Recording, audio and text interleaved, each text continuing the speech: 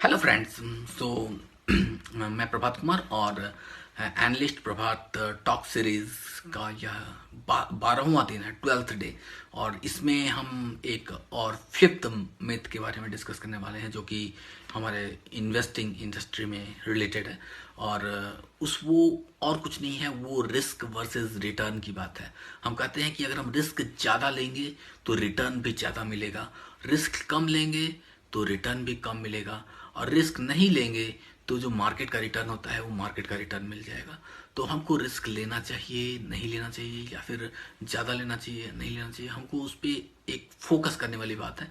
तो लोग बोलते हैं कि ये तो ये तो ये तो फैक्ट है कि ज़्यादा रिस्क लेंगे तो ज़्यादा रिटर्न मिलेगा, और कम रिस्क लेंगे तो कम रिटर्न मिलेगा। और इसलिए हमें कभी कभी प्रोत्साहित किया जाता है कि आप ज़्यादा रिस्क लो और ज़्यादा रिटर्न भी मिलेगा। But there is a myth in this statement that I am saying is that it is not always like you will take a higher risk then you will get higher return. Sometimes it is also like you will take higher risk and then you are destined to lose the money also.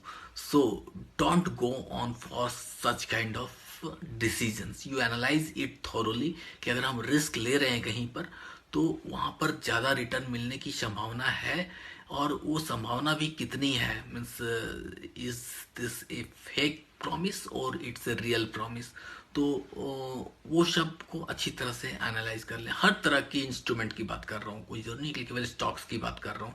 कोई भी instrument या फिर जिंदगी के बहुत सारे decision जो होते हैं हमारे, वो रिस्की डिसीजन होते हैं। कुछ रिस्की डिसीजन होते हैं, उस डिसीजन के पीछे भी हमारे बहुत सारे रिटर्न की बात होती है।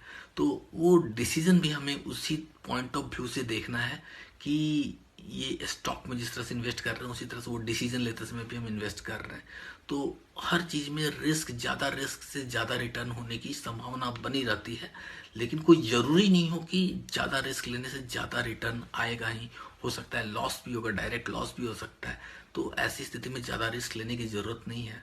और रिस्क फ्री होते हुए अगर आप काम कर रहे हैं तो बहुत अच्छा है। बहुत सारे लोग दुनिया में रिस्क फ्री होकर के काम करते हैं और सफलतापूर्वक स्थिर जिंदगी जीते हैं।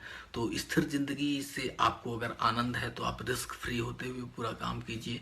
आप फिक्स डिपॉजिट में जमा कीजिए पैसा, ट्रेजरी बिल्स में जमा कीजिए, और उसमें जो फिक्स्ड रिटर्न जो होता है 5%, 6%, 7% जो भी मिल रहा हो उसको लेकर के आप अपना वेल्थ को इंक्रीज करते रहिए। लेकिन अगर आप स्टॉक्स की दुनिया में आते हैं तो वहाँ पर आपको मार्केट रिटर्न के ऊपर अगर कोई भी ज़्यादा रिटर्न दे रहा तो उसमें रिस्क ज़्यादा होता है और उसमें आपको इन्वेस्ट करना पड़ेगा।